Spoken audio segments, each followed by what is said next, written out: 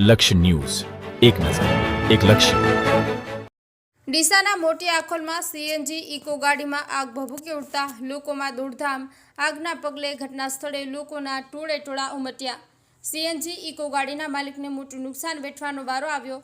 ડીસા તાલુકાના મોટી આખોલમાં CNG eco ગાડીમાં અચાનક ગેસ લીકેજ થતાં આગ ભભૂકી ઉઠતા લોકોમાં દોડધામ મચી ગઈ હતી. ત્યારે સીએનજી ઇકો ગાડીના માલિકે સતત પાણીનો મારો ચલાવ્યો હતો. આ બનાવના પગલે આજુબાજુના લોકોના ટોળેટોળા ઘટના સ્થળે ઉમટી પડ્યા હતા અને ડીસા ફાયર ફાઇટરની ટીમને જાણ કરતા ઘટના સ્થળે તાત્કાલિક દોડી આવી હતી. સતત પાણીનો મારો ચલાવી આગ પર કાબૂ મેળવ્યો હતો. આ અંગેની વિગત એવી છે કે ડીસા તાલુકાના મોટી આખોલમાં આવેલા અંબાજી માતાજીના મંદિર નજીક રહેતા ટીનાજી ગંભીરજી ઠાકોરની સીએનજી ઇકો ગાડી નંબર GJ13AM 7019માં અચાનક ગેસ લીકેજ થતાં આગ ભભૂકી ઉઠતા લોકોમાં દોડધામ મચી ગઈ હતી.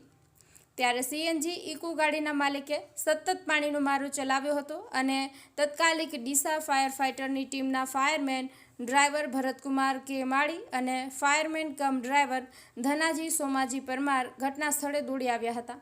સતત પાણીનો મારો ચલાવી આગ પર કાબૂ મેળવ્યો હતો. આ બનાવના પગલે આજુબાજુના લોકોના ટોળેટોળા ઘટના સ્થળે ઉમટ્યા હતા. જ્યારે સીએનજી ઇકો ગાડીના માલિકને સીએનજી ઇકો ગાડીને ગેસ લીકેજ થવાના કારણે બળીને ખાક થઈ જતાં મોટું નુકસાન વેઠવાનો વારો આવ્યો છે.